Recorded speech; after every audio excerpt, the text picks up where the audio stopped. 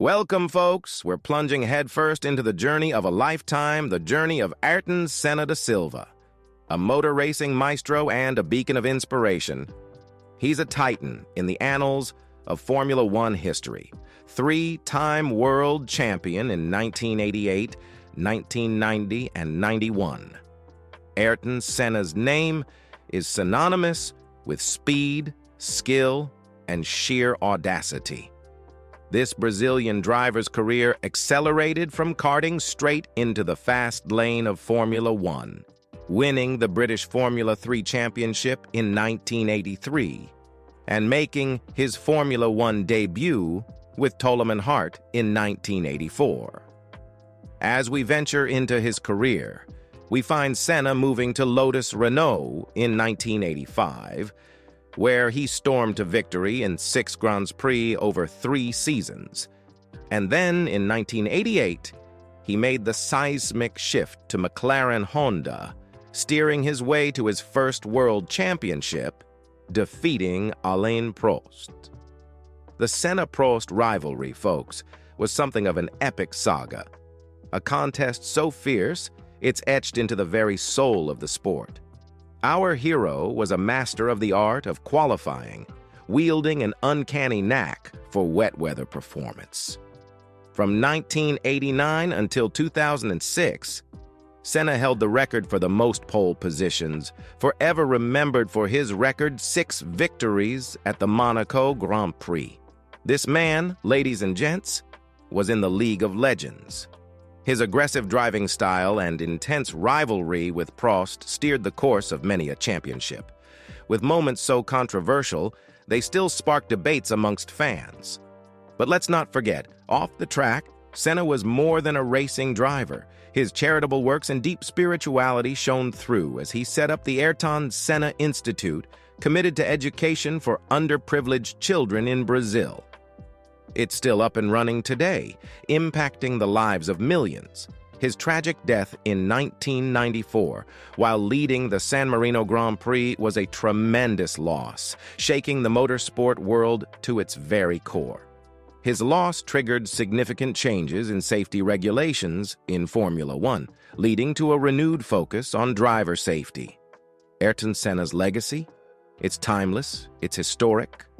His skill, passion, and determination continue to inspire drivers and fans alike, transcending the sport and touching lives. Ayrton Senna, a true legend of Formula One, forever etched in our history and our hearts. Hello, Formula One enthusiasts. I'm your host for today's special episode, George, stepping in for the usual host, Enzo. Sat across from me is our resident expert and commentator, William. Hello, everyone, and thank you, George. It's a pleasure to join you for this special episode. That's right, William. These Thursday morning specials are when we sit down to really delve into the more epic and historic moments of Formula One. And boy, do we have an epic tale to tell today. Absolutely, William. We're broadcasting to you on the F1 Motor Fever podcast channel, and this morning we're lifting the visor, so to speak, on the legendary Ayrton Senna. A figure so iconic, we could spend a whole season talking about him. You hit the nail on the head there, William. Now, listeners, if you're enjoying the ride so far, do us a favor. Hit that subscribe button, ring the bell for notifications, and drop us a comment. And if you know anyone who you think would be interested in our content, do share it with them. It helps us keep the wheels turning here at F1 Motor Fever Podcast. It really does make a difference, folks. Want to delve deeper into Senna's life, on and off the track? Stick with us! Today's episode is not just about a racing legend, it's about a man who used his success to make a real difference. It's a story that we believe holds meaning for us all. So, fasten your seatbelts, ladies and gentlemen, because we're going full throttle.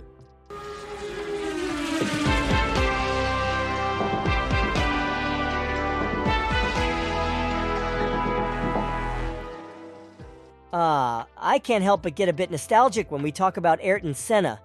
He was such a force in the sport, and he left such a deep impression on many of us.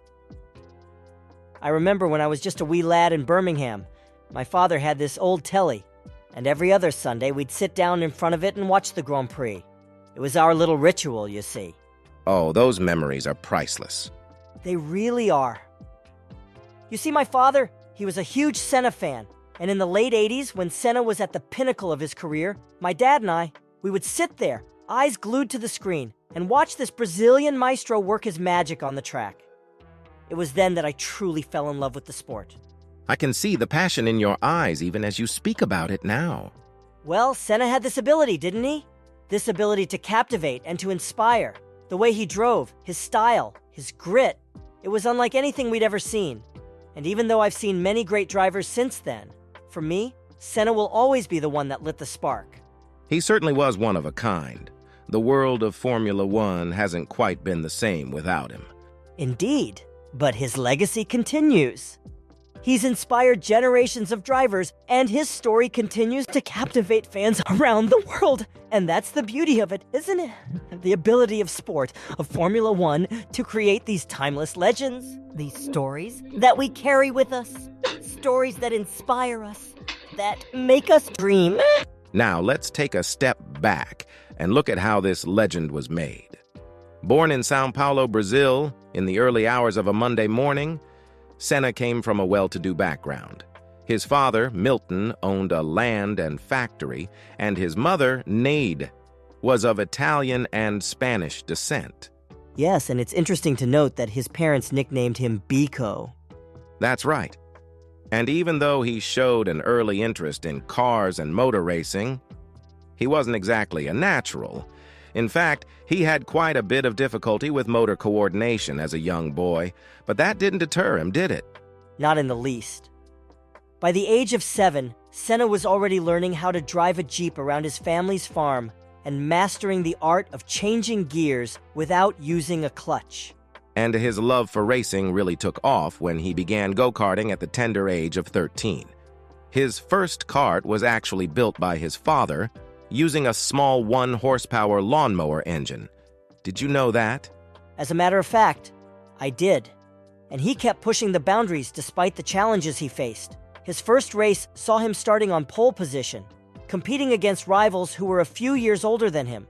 He managed to lead most of the race before retiring after a collision. Even then, the signs were clear.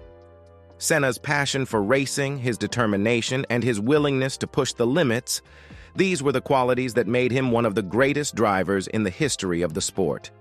He was never one to back down from a challenge, and his journey from a young boy in Sao Paulo to a Formula One world champion is a testament to that.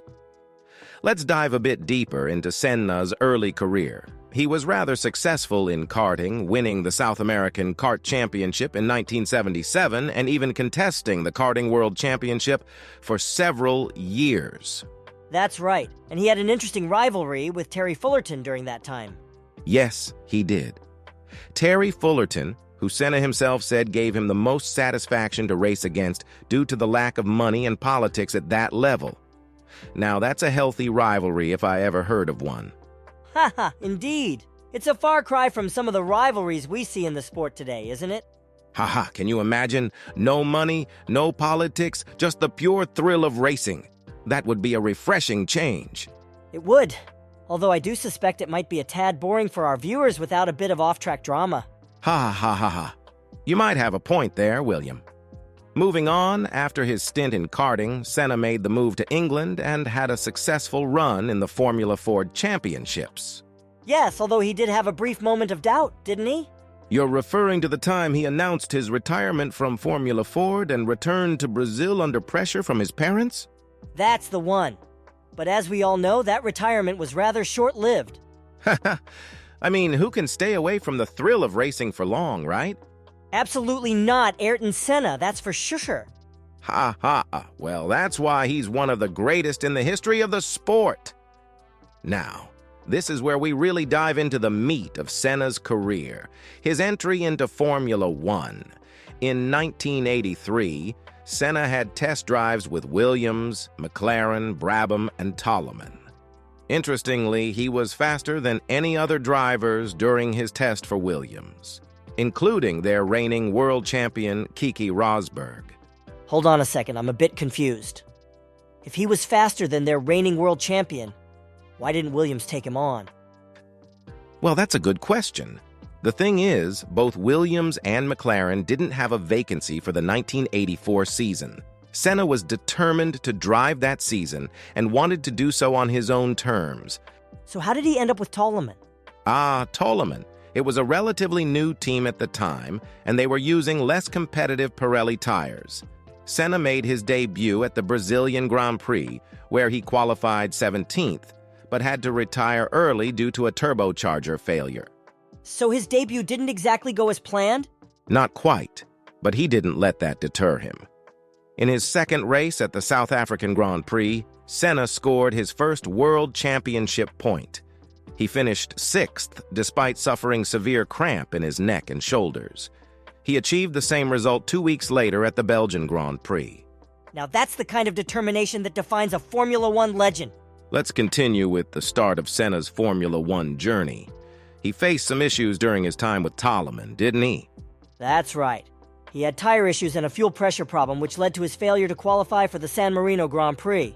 Yes, and that was the only time he didn't qualify in his entire career. Quite a dent in the record, wouldn't you say? I suppose, but every great has their less-than-perfect moments. It's how they bounce back that truly counts. Absolutely. And bounce back he did. At the Monaco Grand Prix, the first wet weather race of the season, he started 13th on the grid, but managed to pass Niki Lauda for second place. He was closing in on the race leader Alain Prost when the race was stopped due to safety reasons. That's a testament to his driving skills, especially in wet conditions. Indeed. But what's really interesting is what happened at the Dallas Grand Prix. He spun early in the race but managed to claw his way back only to hit the wall and retire. Oh, that's the race where he claimed the wall moved, isn't it? Haha, yes. He was so convinced that he made his race engineer, Pat Simons, go check the crash spot with him after the race. He truly was a unique character, wasn't he? No doubt about that. His technical skills, combined with his unwavering belief in himself, made him a formidable force in the world of Formula One. It turns out Senna was right about the wall. Incredibly, the race engineer discovered that a concrete block on the track had been slightly displaced. Senna was driving with such precision that those few millimeters made the difference between him hitting the wall or not. That's remarkable.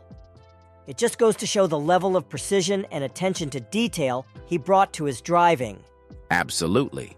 That season, Senna had a further 2 podium finishes at the British and Portuguese Grand Prix. He placed 9th in the Drivers' Championship with 13 points overall. But he did not participate in the Italian Grand Prix, did he? No, he didn't. He was suspended by Toleman for breach of contract. He had entered talks with Lotus for 1985 without informing the Toleman team first. Quite a leap to move from Toleman to Lotus. Indeed, it was a significant step up. Senna became the first driver Lotus had signed that was not personally chosen by team founder Colin Chapman. At the end of the year, Senna developed Bell's palsy, causing paralysis on one side of his face. He was given steroids to help with recovery. To think he had to deal with all that and still performed at such a high level on the track is astounding. In 1985, Senna began his time with Lotus Renault. Despite the car being quick and nimble, it was unreliable, and Senna made a few mistakes due to inexperience. But he still managed to secure his first pole position in Formula One at the Portuguese Grand Prix, didn't he? That's right, and he converted that into his first victory, winning by over a minute in very wet conditions, a true testament to his skill and resilience. A quick sidebar, folks. If you're enjoying our riveting conversation about Senna's early career, don't forget to hit that like button and subscribe to F1 Motor Fever podcast. It helps us immensely in keeping the content flowing. It really does make a difference. And don't be stingy. Share it with your friends, too. We're here every day at 3 p.m. and 7 p.m. That's right. And let's not forget about our special episodes on race weekends. Plus, every Thursday morning, we have an extended special episode where we delve into an epic topic. Absolutely. We wouldn't want you to miss out on any of that. All right, let's dive back into Senna's remarkable journey. Just for those who might have tuned in late, we've been delving into the early racing career of the legendary Ayrton Senna. We've discussed how a slight misalignment in a concrete block on a street circuit led to Senna retiring from a race. His precision was such that a few millimeters made all the difference. That's right. And we also touched upon Senna's move from Toleman to Lotus in 1985 and the ensuing challenges during that transition. Absolutely. And despite those challenges, Senna secured his first pole position and victory in Formula One at the Portuguese Grand Prix. He did indeed. It was a race held in very wet conditions, and he won by over a minute. A truly outstanding performance. So what's your take on Senna's early journey in Formula One? Well, it's been a journey marked by incredible precision, resilience, and sheer talent. But let's continue with our discussion. Now, moving on to 1985, Senna's performance was just sensational. He claimed his first Grand Slam at the Austrian Grand Prix, also setting the fastest lap of the race. Actually, I believe there's a minor mix-up there. It wasn't at the Austrian Grand Prix, but rather at the Portuguese Grand Prix that Senna achieved his first Grand Slam. He himself considered it the best drive of his career. Oh, my apologies. You're absolutely right. It was indeed the Portuguese Grand Prix. Thanks for the correction. Now let's continue. Of course, no problem at all. Yes, Senna's career in the mid-80s was truly remarkable. He led at the San Marino, Monaco, British and German Grands Prix, although he retired from all these races due to engine failure or running out of fuel. He also had a huge accident at the French Grand Prix. Yes, and it wasn't until the Austrian Grand Prix where he finished second that he was back in the points. Despite this, he was still able to take pole 3 more times in the following period. Indeed, Senna's determination was unparalleled. His driving skills, coupled with his resilience, made him a powerhouse in the world of Formula One. Now let's move forward to the 1986 season. Senna started off strong, coming second in the Brazilian Grand Prix, and then winning the Spanish Grand Prix by a mere fraction of a second. Isn't that right? Indeed, it was one of the closest finishes in Formula One history. Senna beat Nigel Mansell by just 14 thousandths of a second. However, despite his early lead, reliability issues with the Lotus 98T saw him fall behind as the season progressed. That's correct. But even with those issues, he still managed to secure 8 pole positions and another victory at the Detroit Grand Prix, finishing 4th in the drivers' standings yet again. I remember watching that Detroit Grand Prix as a lad. I was at my grandparents' house, and my granddad had converted their living room into a mini grandstand for the race. We were all huddled around their tiny black and white telly, cheering for every overtaking maneuver. I remember the excitement when Senna crossed the finish line. It was my first real taste of the magic of Formula One. Ah, those were the days. And speaking of memorable moments, Senna started a tradition of his own after that Detroit Grand Prix. After his victory, he asked for a Brazilian flag from a trackside supporter and drove a victory lap waving it. And from then on, every time he won a race, he repeated this ritual. Yes, it became a symbol of his pride and passion for his country. In 1987, Senna's professional journey took quite a turn. Team Lotus acquired a new engine deal, running the same turbocharged Honda V6 engines that Williams had used to win the previous year's Constructors' Championship. However, Senna experienced a season of ups and downs. From a podium at the San Marino Grand Prix to a collision with Mansell at Spa-Francorchamps. You know, it's fascinating how these rivalries unfold in the world of racing. I recently attended a local karting event, and I witnessed a similar incident. 2 young drivers, neck and neck, ended up colliding on the final lap. The competition, the drive to win, it's there from the start, isn't it? Absolutely, and it's interesting you mentioned that. I was involved in a mini-racing event just a couple of weeks ago, and I witnessed a very similar incident. Goes to show, no matter what level you're at, the thrill of the race, the passion, and sometimes the clash is universal. Very true. Now, going back to our main man, Senna. Despite the controversies, he pulled off 2 consecutive victories at the Monaco Grand Prix and the Detroit Grand Prix. This put him in the lead for the World Championship. Yes, those were phenomenal wins. The Monaco victory was the first of his record 6 victories at the Principality. Quite a defining moment in his career. However, as the season progressed, the superiority of the Williams cars became evident. Senna started to grow frustrated with his situation at Lotus, leading him to join McLaren in 1988. And as we know, this was a pivotal move in his career. 1988 was a memorable year for Senna. He joined McLaren, a move that laid the foundation for a fierce rivalry with Alain Prost that would last for 5 years. Did Prost welcome this new rivalry, or was there friction from the start? Well, despite their personal competition, both realized they needed to cooperate to stay ahead of their main competitors: Ferrari, Williams, Benetton, and Lotus. Now, the Monaco Grand Prix that year was particularly notable. Senna outqualified Prost by 1.4 seconds and led for most of the race. But then he crashed on lap 67. Did he ever explain why he crashed? He was so upset by his mistake that he went back to his apartment and didn't contact the team until later that night. Anyway, moving on. At the Portuguese Grand Prix, Senna and Prost had a bit of a scuffle. Senna blocked Prost, forcing him to nearly run into the pit wall. This didn't sit well with Prost, who voiced his anger in the post-race team debrief. Senna, in turn, apologized for the incident. So it wasn't always smooth sailing between them. No, it wasn't. But despite the tension, they ended up dominating that year, winning 15 out of 16 races. The competition between them was fierce, but in the end, Senna emerged as the world champion, with 8 wins to Prost's 7. Quite a year, wasn't it? Indeed it was, and their rivalry definitely added an extra element of excitement to the season. Now, here's a fun fact for our listeners. As we know, Senna's first world championship win was in 1988. But did you know that he was also the youngest ever 3-time world champion at the time?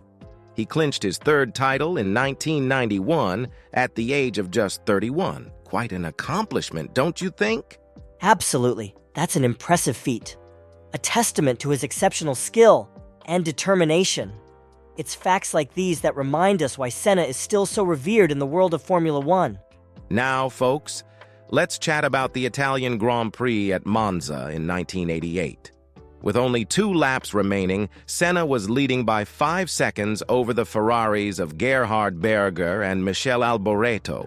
But then he collided with the Williams of Jean-Louis Schlesser. The result? Senna's car got beached on a curb and had stalled. Ferrari finished 1-2, marking their first win in an Italian Grand Prix since the death of founder Enzo Ferrari.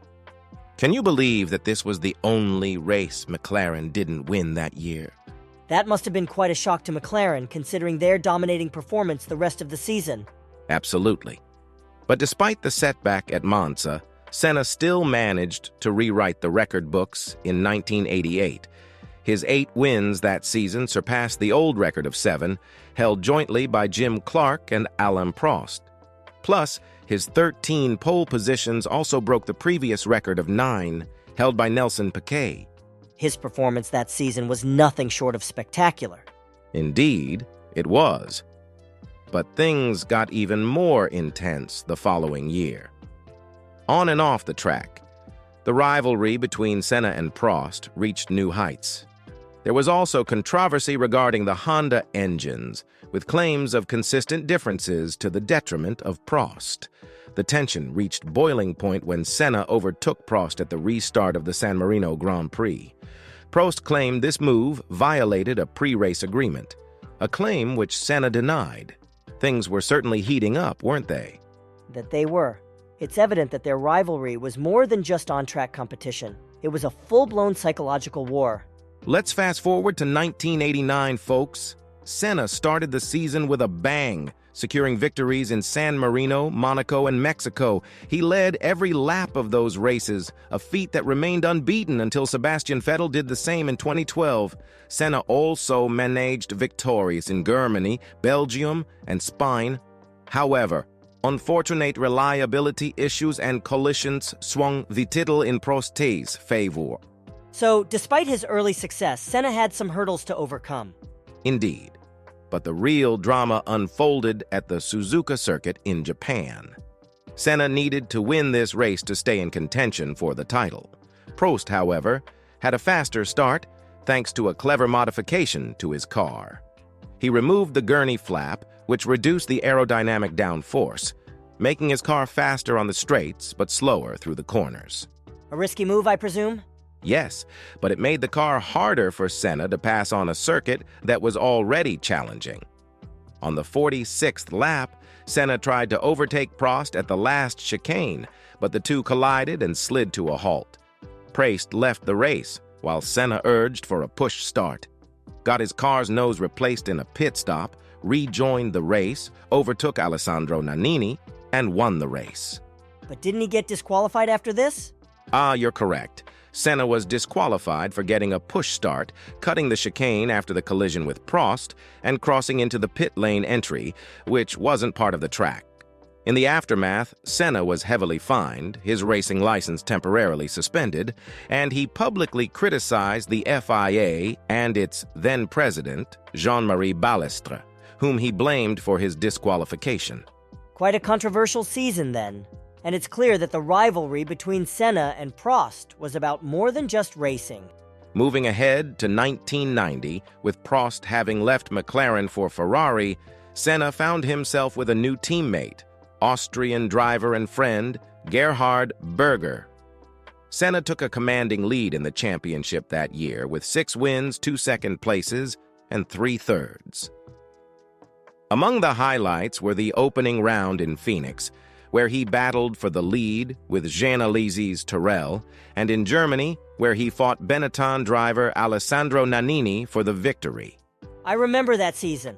Senna's driving was exceptional, but Prost was not to be underestimated at Ferrari. Absolutely right. Prost rose to the challenge with 5 wins, including a crucial victory in Spain. Senna had to retire from that race due to a damaged radiator, which narrowed the gap between him and Prost to just 9 points with 2 races left. And wasn't there a bit of controversy at the Japanese Grand Prix that year? Yes, indeed. Senna took pole, but FIA President Jean-Marie Balestre denied his request to move the pole position to the clean side of the track. This decision favored Prost and left Senna starting on the dirty right side of the track, raising quite some controversy. Not to mention, Senna was warned by FIA not to cross the yellow line of the pit exit to position himself better at the first corner, further infuriating him. Great rivalry, but fraught with disputes. The rivalry between Senna and Prost took a dramatic turn at the start of the race in Japan. Prost pulled ahead of Senna, who immediately tried to overtake on the first corner. As Prost turned in, Senna didn't yield, and the cars collided at 270 kilometers per hour, both ending up in the tire barrier. This incident handed the World Championship to Senna. Can you give us more insight into the reactions to this collision? Certainly. Following this championship-deciding collision, an interview between Senna and triple world champion Jackie Stewart took place. Stewart pointed out that Senna had been involved in more contact with other cars and drivers in the last 4 years than all the champions before him. This comment didn't sit well with Senna. And how did Senna respond to that? Senna was visibly irritated, questioning how Stewart, a seasoned racer himself, could ask such a question. Senna retorted with a line that has since become iconic. Being a racing driver means you are racing with other people, and if you no longer go for a gap that exists, you are no longer a racing driver. And did this incident have any aftermath? Indeed it did. A year later, after securing his 3rd world championship, Senna admitted that he had deliberately collided with Prost at the previous year's Japanese Grand Prix. He explained his actions by saying he saw unfair decisions from the FIA, including his disqualification in 1989 and the incorrect pole position in 1990. Prost criticized Senna's actions strongly, even considering retirement from the sport. Fast forward to 1991, Senna won the season-opening United States Grand Prix with the new Honda V12-powered MP4-6. He became the youngest ever three-time world champion, securing 7 wins and taking his pole position record to 60 from 127 events. It's funny you should mention that. I've recently been poring over the stats from that year. A fascinating season, indeed. Absolutely. It was a season full of thrilling moments. However, it wasn't without its fair share of trouble. During qualifying for the Mexican Grand Prix, Senna had a massive crash, spinning off the track and rolling over after hitting a tire barrier. Coincidentally, I remember a similar incident happening to me during my karting days. It's a terrifying experience, but also a reminder of the inherent risk in motorsport. That's very true. The year wasn't all gloomy for Senna, though. Who could forget the British Grand Prix at Silverstone? Senna's car had come to a halt on the final lap, but race winner Mansell pulled over on his parade lap and allowed the Brazilian to ride on the Williams side pod back to the pits. It's moments like these that highlight the camaraderie in Formula One. Yes, it's a tight-knit community indeed. But let's not forget, amidst the camaraderie, the competition remained fierce. I remember Senna insisting Honda step up their engine development program and demanded further improvements to the MP46 before it was too late. The man was relentless in his pursuit of perfection. Now, in 1991, Senna secured his 3rd world championship. This was settled in Japan when Mansell, who needed to win, went off at the first corner while running 3rd and beached his Williams in the gravel trap. As a thank you gesture for his support over the season, Senna handed the victory to his teammate, Gerhard Berger. Interestingly, many forget that Senna was planning to move to the Williams team for the 1992 season. However, he chose to stay at McLaren Honda out of a sense of loyalty. That's true. But he wasn't quite content with McLaren's inability to challenge Williams' all-conquering FW14B car. I would argue that Senna's frustration was justified. After all, the FW14B, due to its aerodynamic-enhancing active suspension and powerful Renault V10 engine, was much faster than any other car that season. But you can't disregard McLaren's shortcomings that season. The new MP47A model had reliability issues and was unpredictable in fast corners, while its Honda V12 engine was no longer the most powerful on the circuit. Fair enough, but one must consider that superior machinery doesn't guarantee success. Being a great driver is also about making the most of what you have. I can see where you're coming from, but I'm not entirely convinced. And that's perfectly fine. We don't have to agree on everything. What's important is to keep an open mind and consider different opinions. Absolutely, you've given me something to mull over for sure. Now, the 1992 season brought a lot of challenges for Senna. He endured a terrible crash during practice for the 2nd race of the season in Mexico. The circuit was in a poor state, extremely bumpy, and he lost control after hitting a bump at one of the S's corners. The car crashed hard into a concrete retaining wall. That's right. It was a grim moment, but he proved his resilience once again. Indeed. Senna did have his moments of triumph, though, scoring wins in Monaco, Hungary, and Italy that year. One of the most memorable instances was during the Belgian Grand Prix qualifying. French driver Eric Comès had a heavy crash, and Senna was the first to arrive at the scene. Yes, that was a defining moment of Senna's career, showing his humanity on the track. Indeed. He risked his own safety to shut off the car's engine, potentially preventing a dangerous fire, and later visited comas in the hospital. It was a moment that seemed to soften his hard-nosed image. Quite so. It was a testament to his character beyond the confines of racing. However, the 1992 season also marked the beginning of strained relations between Senna and rising star Michael Schumacher. Be it Schumacher's accusation of Senna playing around at the Brazilian Grand Prix or their collision at the French Grand Prix, their relationship was fraught with tension. Yes, and we must remember that these were two of the most competitive drivers in the history of the sport. It's no surprise that their paths clashed on the track. You're right. At this point, Senna didn't have a contract for the 1993 season. He turned down an offer from Ferrari and even considered, albeit briefly, racing in IndyCar. a testament to Senna's relentless pursuit of competitive machinery, always looking for the best possible opportunity to win. Now, it's fascinating to look back at 1992. Senna actually considered making a move to IndyCar at the end of the year. He even went as far as to test a 1992 Penske PC-21 Kart Indianapolis car at Firebird International Raceway in Chandler, Arizona. Yes, and it's worth noting that despite being an F1 driver, Senna impressed at the testing session. The Indy car, powered by a turbo Chevrolet Ilmor V8, was considerably different from the F1 cars he was used to. Absolutely, and it wasn't just a fleeting consideration. According to Emerson Fittipaldi, Penske was ready to enter a third car for Senna to drive at the 1993 Indianapolis 500, but McLaren boss Ron Dennis put a stop to that when he found out about it.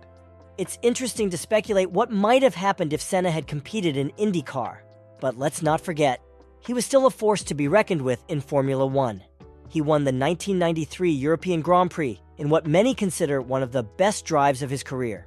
Yes, and it was despite the fact that McLaren didn't have the dominant Renault V10 engines that Williams had. Senna even tried to get a drive with Williams, offering to forego his annual salary for it. But that, too, didn't pan out.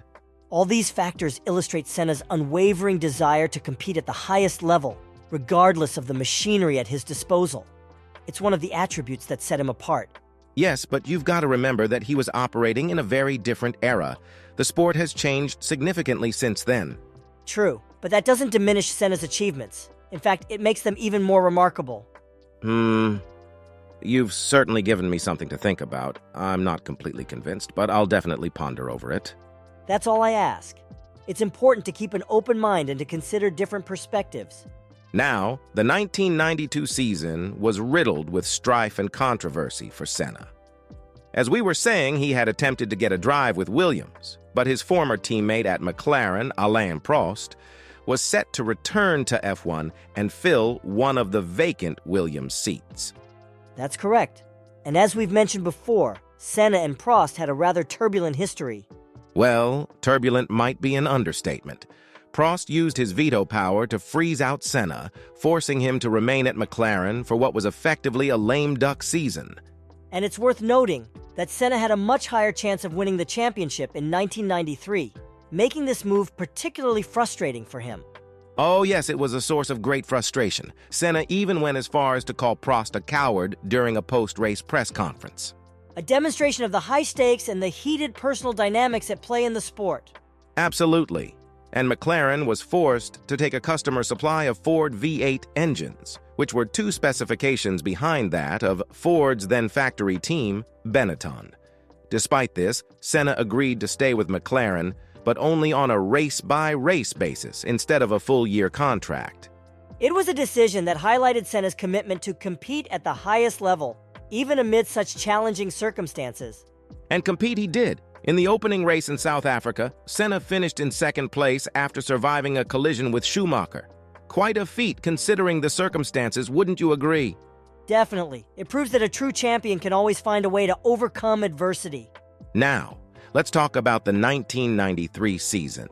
Despite the lack of a top-tier car, Senna was nothing short of sensational. He won in Brazil and Donington, with the latter often seen as one of his greatest victories. Definitely. In fact, Senna set a record for the fastest lap in an F1 race during the Donington race, which was marked by a typical English mix of cold, wet, and rainy conditions. Senna was nothing short of a maestro in such conditions, a true rain king. And from there, he went on to break Graham Hill's record with a 6th win at Monaco. Quite a season for him, wouldn't you agree? Absolutely. And it's worth noting that he led the championship from Prost in the Williams Renault after the 6th race of the season, a testament to his skill and tenacity. But as the season progressed, Prost and Damon Hill asserted the superiority of their Williams Renault cars. Senna had his fair share of mechanical failures in Imola, Canada, Britain, Hungary, and Portugal.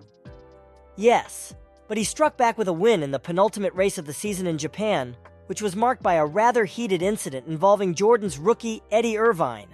Yes. The infamous incident where Senna stormed into the Jordan team's garage and gave Irvine a piece of his mind, to put it mildly. Indeed.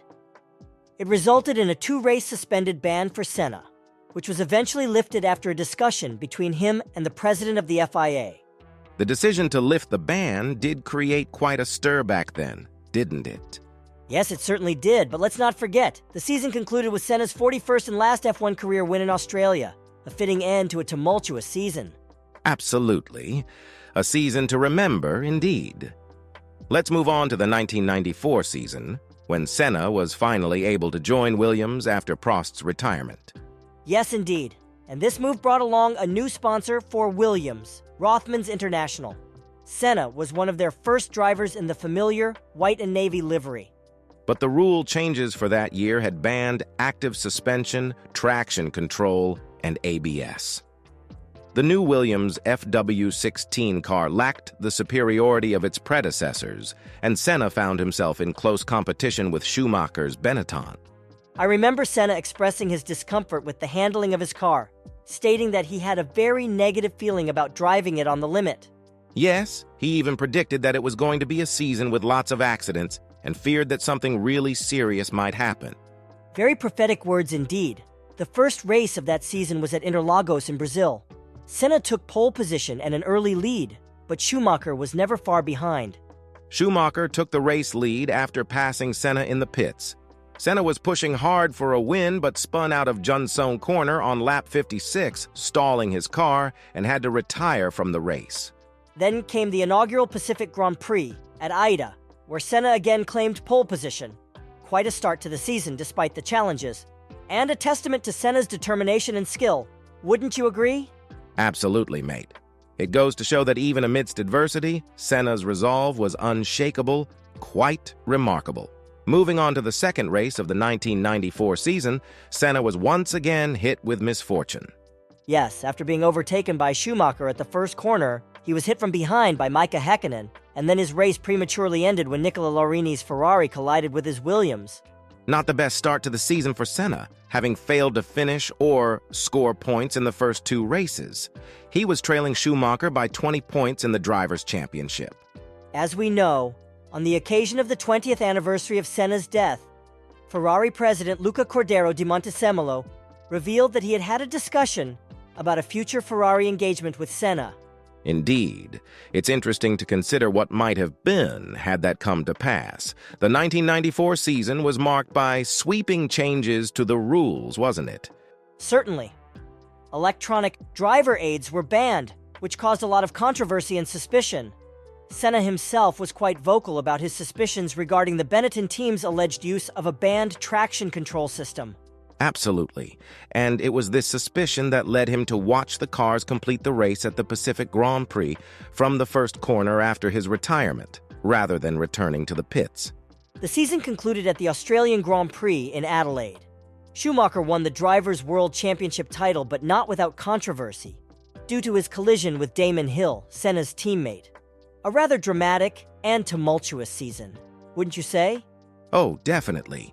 A season that will forever be remembered in the annals of Formula One history.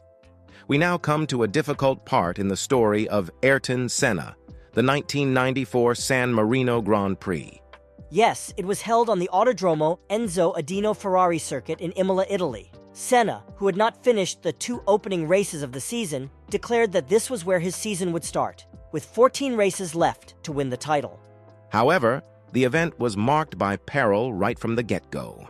Senna's compatriot and protege Rubens Barrichello was involved in a serious accident, but thankfully, he survived. And then, during Saturday qualifying, we lost Austrian rookie Roland Ratzenberger. It was a dark weekend for the sport. Indeed. Following Ratzenberger's accident, Senna was utterly distraught. He even went to see FIA medical chief Sid Watkins, who suggested Senna should retire and take up fishing, a hobby they both shared. Yes, to which Senna replied that he could not stop racing. It's astounding when you think about it. Even amidst all that tragedy, his passion for the sport was unwavering. You know, I've never really thought about it from that angle. It's a good point worth pondering. Senna truly loved racing, didn't he? He did. And on that fateful Sunday, He spent his final morning talking to Alain Prost about re-establishing the Grand Prix Drivers Association with the aim of improving safety in Formula One. As the most senior driver in competition, Senna offered to take the role of leader, starting from the next race in Monaco. But unfortunately, he would never get the chance. It's heartbreaking. At the start of the Grand Prix, Senna retained the lead from Schumacher, but then a start line accident interrupted proceedings. The rest, as we know, is a tragic piece of Formula One history. Yes, absolutely. A dark weekend that led to significant changes in the sport. Ayrton Senna's legacy is not just about his incredible driving skills, but also the safety improvements that his death brought about. The race began with another shocking incident, as J.J. Leto's Benetton Ford stalled and was hit by Pedro Lamy's Lotus Mugen Honda. Debris from the accident injured 8 fans and a police officer in the grandstand. The safety car was deployed for several laps, but its lack of speed was detrimental to the racers, as the slower pace cooled down the tires of the Formula One cars, decreasing their pressure. Senna even gestured to the safety car driver to increase his speed. Once the race resumed, Senna set a quick pace, but on the 7th lap, while rounding the high-speed Tamburello corner, his car veered off the racing line at about 307 kilometers per hour and hit the concrete retaining wall at around 233 kilometers per hour. The accident resulted in significant blood loss and a weak heartbeat. Despite the immediate medical attention, including an on-site tracheotomy performed by Sid Watkins, it was clear that Senna was in a critical condition. He was airlifted to Bologna's Maggiore Hospital, but later that day, the hospital's emergency department announced his death. The official time of death under Italian law was set at the time of his crash, when his brain stopped functioning. Watkins later mentioned that as soon as he saw Senna's fully dilated pupils, he knew that his brainstem was inactive and that survival was unlikely. Senna's right front wheel and suspension are believed to have been sent back into the cockpit, striking him on the right side of his helmet, forcing his head back against the headrest. A truly tragic moment not just in the history of Formula One, but in the world of sport as a whole. Ayrton Senna's death marked a dark day, one that would lead to significant changes in the quest for improved safety in Formula One. A delve into the details reveals the severity of Senna's injuries. A piece of the upright attached to the wheel had partially penetrated his helmet, leaving a large indentation on his forehead. A jagged piece of the upright assembly had even penetrated the helmet visor just above his right eye. To be honest, I didn't really follow. Could you explain it differently? Certainly. Basically, pieces of car debris penetrated Senna's helmet, causing severe injuries. He suffered fatal skull fractures, brain injuries, and a ruptured temporal artery, a major blood vessel supplying the face and scalp. I see. That makes it clearer now. It's indeed heartbreaking, especially to learn that when the medical staff examined Senna's vehicle, they discovered a furled Austrian flag. He had intended to raise it in honor of Ratzenberger after the race. That's a detail I'd never heard before. It's touching, really, how the sportsmanship and camaraderie between these drivers extended, even in such tragic circumstances. Senna's death was a national tragedy in Brazil, with the government declaring 3 days of national mourning. His coffin was flown back home in a Brazilian plane, against airline policy, but done out of respect. Right. And the plane was escorted by fighter jets into São Paulo's international airport. I believe his coffin was then carried by soldiers to a fire engine for the journey into the city. Indeed.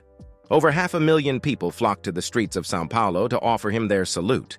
It was the largest funeral procession the city had ever seen, a testament to the impact Senna had on his home country and the world of Formula One. Over 200,000 people paid their respects as Senna's body lay in state at the Legislative Assembly building in Ibirapuera Park. After the public viewing, a 21-gun salute was fired and 7 Brazilian Air Force jets flew in a diamond formation as the funeral procession moved to the Morumbi Cemetery. I remember a number of prominent figures from the motor racing world attended Senna's state funeral, didn't they? Yes, that's correct.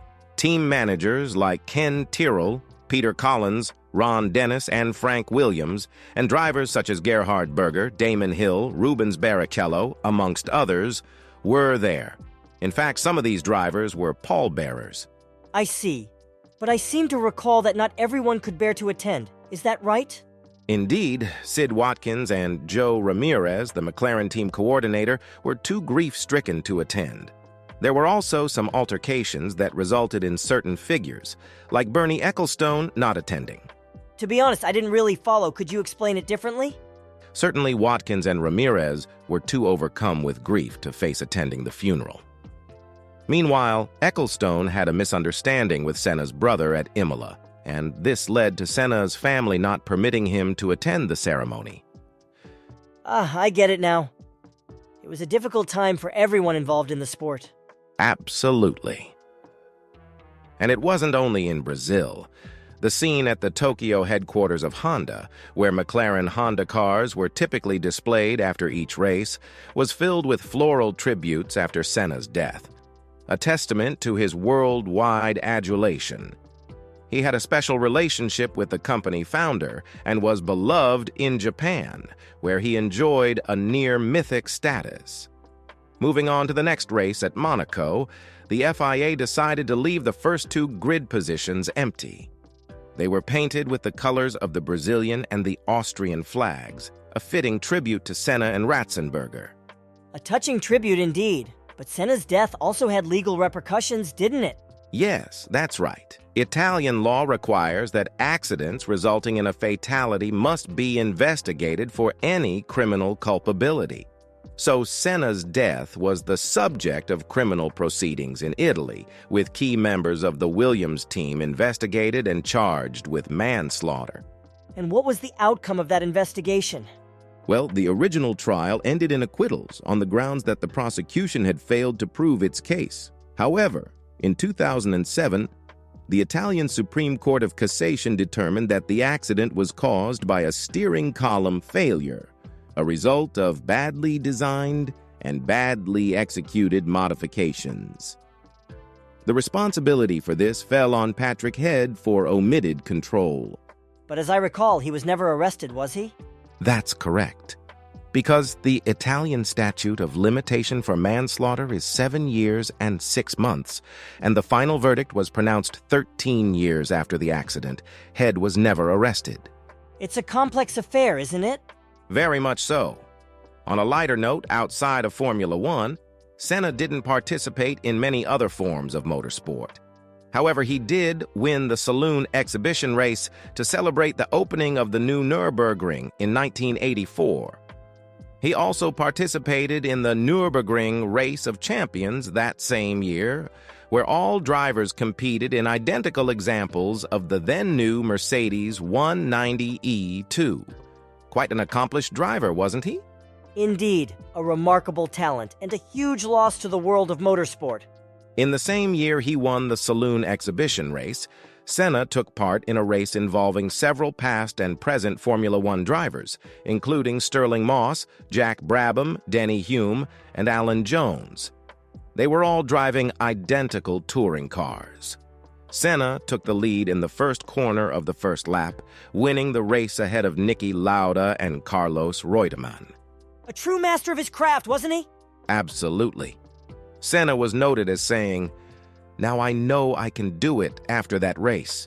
And that was Senna, always pushing to achieve more, to be better. He later on took part in the Nürburgring round of the 1984 World Sports Car Championship, driving a Porsche 956 for Newman Jost Racing. But he wasn't only known for his driving skills, was he? No, far from it. Senna was a devout Catholic. In fact, his sister revealed that on the morning of his death, he read a Bible text about receiving the greatest gift of all, God himself. What a profound thought to have had on that fateful day. It seems he had a lot of faith. Senna was indeed a deeply spiritual man. But his compassion wasn't limited to his faith. He expressed concern over the poor in Brazil and was discovered to have secretly donated millions of dollars to help poor children. In fact, just before his death, he created the framework for an organization dedicated to Brazilian children, which later became the Instituto Ayrton Senna. a true champion, both on and off the track. It's heartwarming to hear about his philanthropic efforts. It's no wonder he's remembered with such reverence. Senna was named the #1 driver of the year by the editor of the Autocourse Annual 3 times, in 1988, 1991, and 1993. However, he was dropped to the #2 spot in the 1990 listings because of his first corner crash at Suzuka in 1990, a driving move that the editor considered reckless. I do remember that. Senna was not pleased with that decision, was he? Not at all. Despite being given the #1 driver award in 1991, Senna refused to write the usually customary foreword by the year's world champion. Senna was often quoted as using driving as a means for self-discovery and racing as a metaphor for life. In his own words, "The harder I push, the more I find within myself. I am always looking for the next step, a different world to go into, areas where I have not been before. It's lonely driving a Grand Prix car, but very absorbing. I have experienced new sensations, and I want more. That is my excitement, my motivation." He certainly knew how to push his limits. Indeed, and towards the end of his career, Senna became increasingly preoccupied with the dangers of his profession. On the morning of his death, he initiated the reformation of the GPDA safety organization, with which he intended to work to improve the safety of his sport. He seemed to never stop caring for his fellow drivers. That's very true. Beyond his racing life, he also enjoyed a range of physical activities, including running, water skiing, jet skiing, and paddleboarding.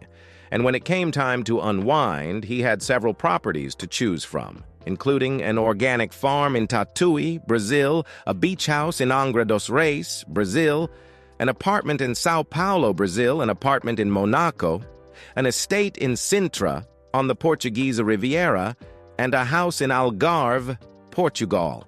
A man of many talents and interests. Truly a remarkable individual. Senna had an adventurous side outside the racetrack. He loved flying and was often at the controls of his British Aerospace 125 private jet or his own helicopter. For his 29th birthday, the Brazilian Air Force gave Senna a flight on one of their jet fighters, a Dassault Mirage III, which is now on display at the Aerospace Museum of Rio de Janeiro. A thrill-seeker in all aspects of his life, it seems. Indeed. He also had a passion for motorbikes, particularly his favorite Ducati. And though known for his serious demeanor, Senna was quite the prankster with his close friends, especially his teammate, Gerhard Berger. That seems to add a whole different dimension to his personality. It does. And despite his stature in the racing world, Senna faced some hiccups too. In 1992, he was fined and given a temporary driving ban in the UK for driving a Porsche at speeds up to 121 miles per hour on the M25 near London. A speed demon on and off the track, I see.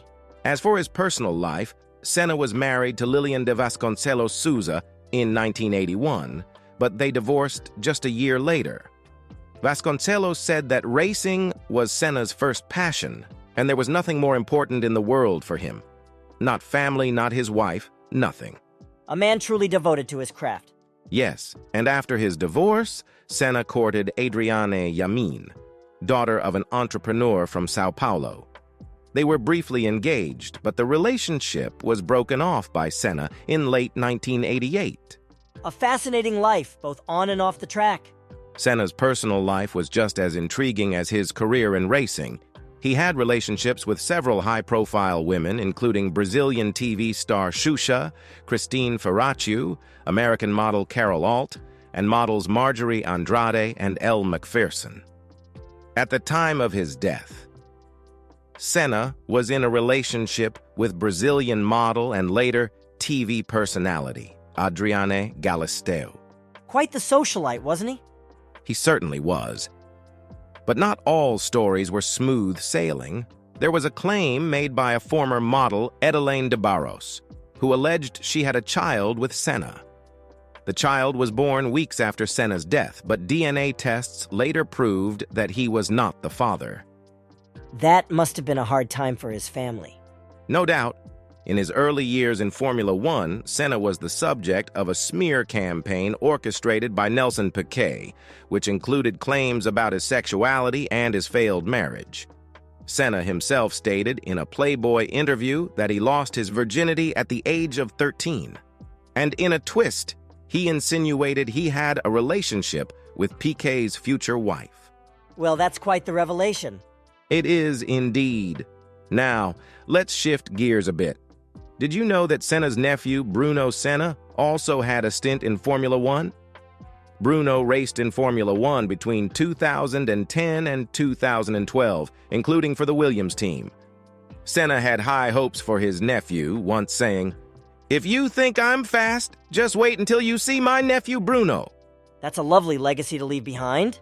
It truly is. Blimey, it really makes you think how incredible the world of Formula One is, doesn't it? So many emotions, so much competitiveness, so much adrenaline. It's absolutely bonkers. To all our listeners out there, are you enjoying this journey into the life of Ayrton Senna? Do you find his story as fascinating as we do? Don't forget to smash that like button, all right? I'm really enjoying these updates, and I hope you are too. Thanks for tuning in. Let's carry on. Beyond the racetrack, Senna ventured into commercial activities. In the late 1980s, Honda, which had a close relationship with him, asked Senna to help fine-tune the Honda NSX's suspension setting during its final development stages. Senna's contribution led to the final production version being reinforced to his satisfaction. Interesting. So he had a significant role in the development of the Honda NSX? That's correct. And he didn't just help develop it. He had access to 3 of these cars, a black one in Brazil, a red one loaned to him by Honda Portugal, and another black one purchased by his manager and mentor, Antonio Carlos de Almeida Braga.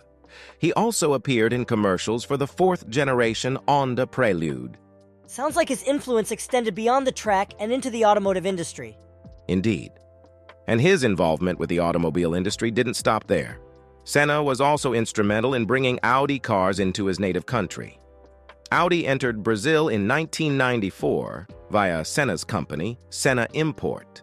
Sadly, sales began in April that year, just a month before his untimely death. Besides the NSX, Senna's other personal car in 1994 was a silver Audi 100 S4 Avant. So, he's had quite an impact on the car industry in Brazil? Absolutely.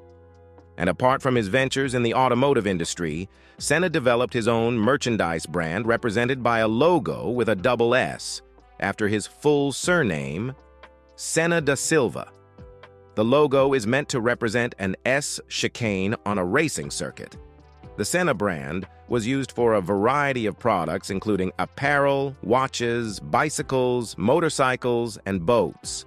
Some watch companies like Hublot, Tag Heuer, and Universal Genève have created limited edition watches to honor Senna, both during his lifetime and after his death. That's quite a legacy to leave behind, not just in racing but in business as well. Senna's legacy is truly remarkable. The safety improvements following his death, such as improved crash barriers, redesigned tracks, and higher crash safety standards, have undoubtedly saved lives over the years. Absolutely. His death, along with Ratzenberger's and Barrichello's crash, served as a wake-up call to the dangers of the sport and led to necessary changes. And it wasn't just in the world of racing where his impact was felt. In July 1994, the Brazil national football team dedicated their World Cup victory to Senna. I remember that. It was a touching tribute to a national hero. Senna's legacy also lives on through the Instituto Ayrton Senna, a charitable organization that was set up by his sister after his death.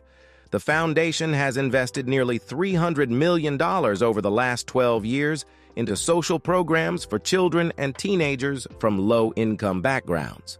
It's a testament to his character that he's still making a difference even after his death. You're right.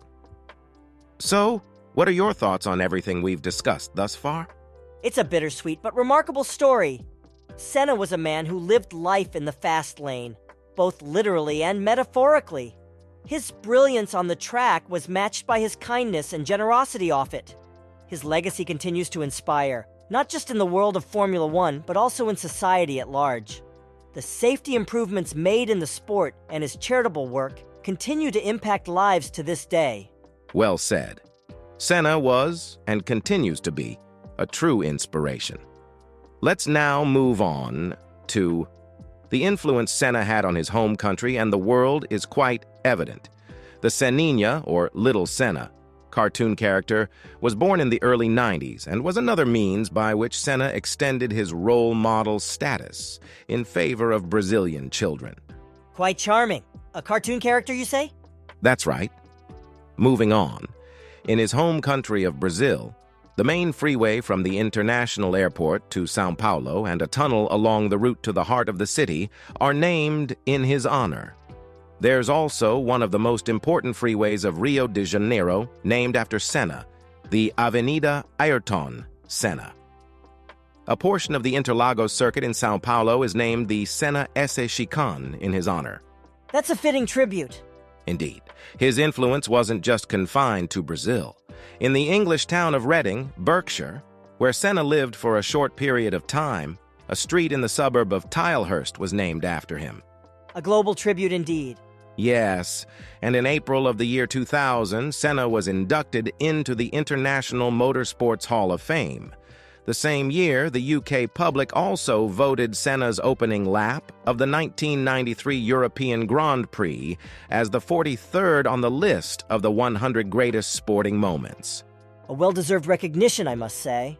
To mark the 10th anniversary of Senna's death, over 10,000 people attended a charity match in a football stadium near Imola. The game was organized by several devoted Italian and Canadian fans of Senna. The Brazil team that won the 1994 World Cup faced an exhibition team composed exclusively of top race car drivers. Senna had been a part of the latter in 1985. That's a lovely tribute to a great man. His legacy lives on, not just in the world of motorsport, but beyond. The legacy of Senna has even extended into the world of music and motorbikes.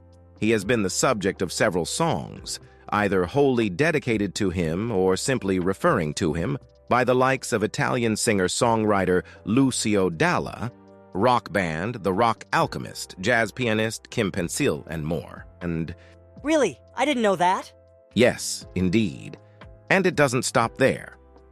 Between 1996 and 98, as a tribute to Senna, the Italian motorcycle manufacturer Ducati produced 3 special Senna editions of their 916 Superbike. Ducati was, at the time, owned by Claudio Castiglione, a personal friend of Senna who was an avid Ducati owner. That's quite fascinating. And it doesn't end there.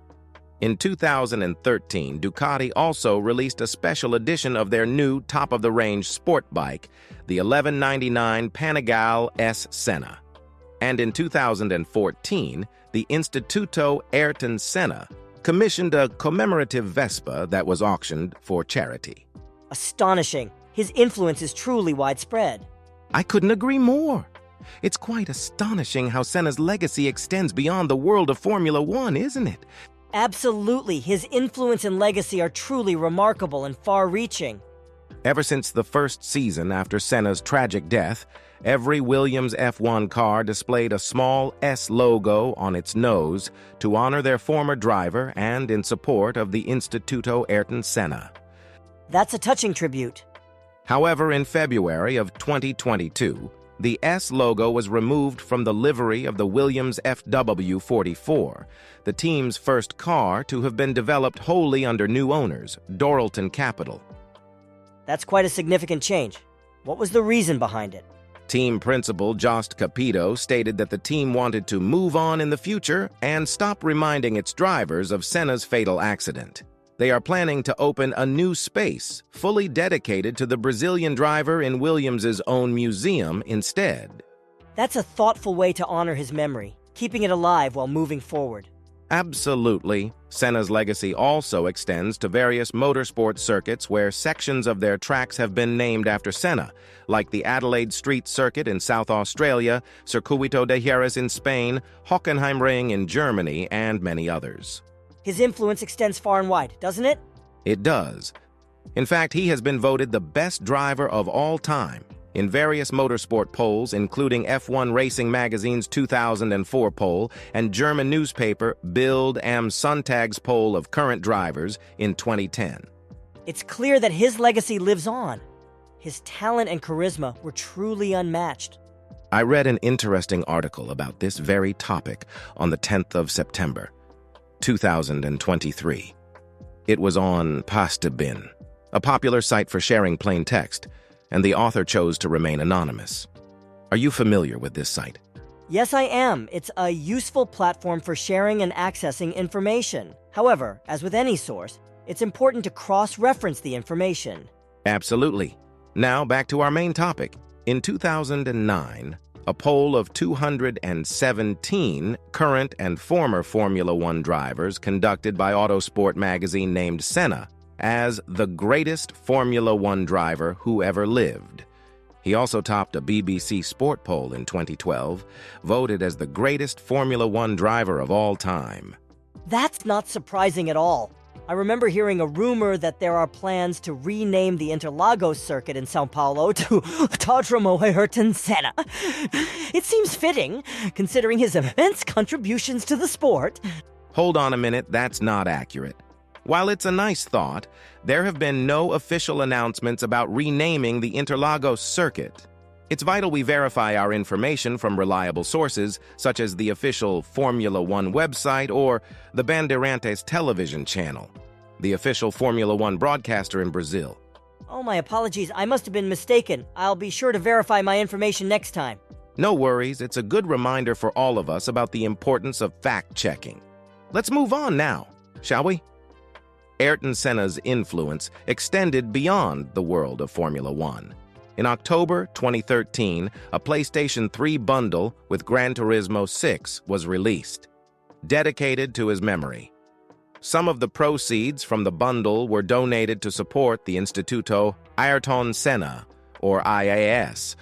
A similar tribute was paid by the Brazilian airline Azul Linhas Aéreas in April 2014 by renaming one of its planes Senna Sempre, which translates to Senna Forever.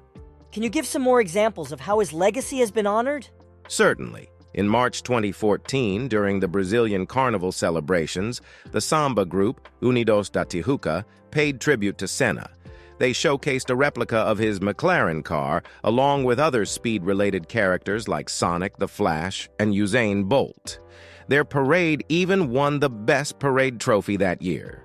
Additionally, on his 54th birthday in March 2014, Google commemorated the occasion with a special doodle. It's clear that Senna's impact extends far beyond the racetrack. He's truly a global icon. Absolutely. And his legacy will undoubtedly continue to inspire generations to come. Let's keep moving on. Even 20 years after his tragic accident, Ayrton Senna's legacy continued to touch the hearts of people worldwide. In May 2014, thousands of fans, as well as several current and former F1 drivers, gathered at the exact spot of his fatal crash to hold a minute's silence. This heartfelt tribute took place at the Tamburello corner of the Imola circuit. A true testament to the enduring love for Senna. Definitely. And the tributes didn't stop there. The Republic of San Marino issued 70,008 commemorative €2.50 stamps, as well as 8,000 silver-proof coins in €5 denomination in May and July of that year. That's a fitting tribute for a man of his stature. Absolutely. In addition to that, a British artist, Ian Barry, renowned for his artwork using only jeans, unveiled a portrait of Senna in São Paulo, which received great acclaim. It even included the genes of the Senna family. This piece traveled around the world for many fans to see and commemorated the 20th anniversary of his passing. That's quite innovative, creating art out of denim. Yes, it is. In fact, when Lewis Hamilton matched Ayrton's 3 titles in 2015, the Senna family gave him an edition of this unique portrait. Quite the memento, wouldn't you agree? Indeed, it's clear that Senna's legacy lives on, not just in the hearts of his fans, but in every aspect of the racing world. Couldn't have said it better myself. Let's move on. Moving on, we see that Ayrton Senna's influence continues to ripple through the world, even decades after his passing. In December 2017, McLaren launched the McLaren Senna, a 789 brake horsepower track-focused sports car, named in honor of the legendary driver. Quite fitting that his name continues to be associated with speed and performance. Indeed.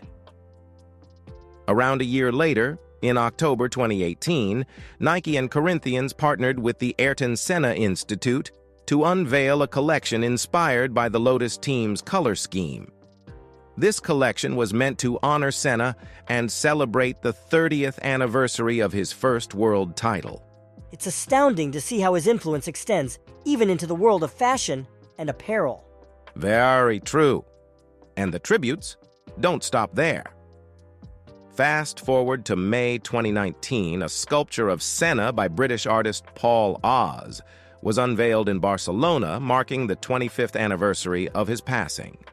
Even more recently, in September 2021, a life-size bronze statue of Senna was unveiled in Wałbrzych, Poland, a city that even has a street named after him. Senna's legacy truly spans continents. That's right. And even beyond our planet, as a minor planet named 6543, Senna honors his memory. Ayrton Senna's legacy surely reaches far and wide, even into the cosmos. Now let's delve into some details about his iconic helmet. Senna's helmet, just like the man himself, was iconic.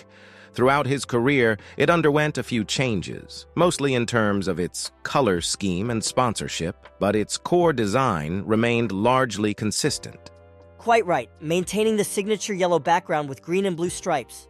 Yes, the yellow tone varied occasionally, from a rich sunburst yellow to a fluorescent neon yellow. In his final year, 1994, the helmet was a lighter, paler yellow to complement the blue and white of the Williams car.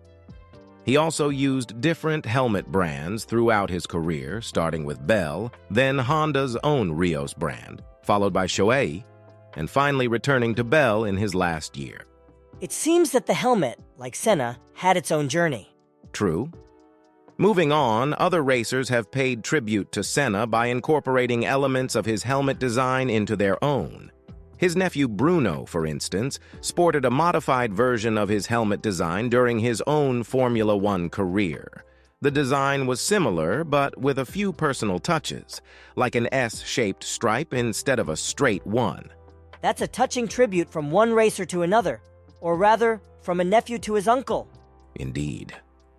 Other tributes include Rubens Barrichello incorporating part of Senna's helmet design into his own for the 1995 Brazilian Grand Prix, and Lewis Hamilton doing the same for the 2011 and 2015 Brazilian Grand Prix.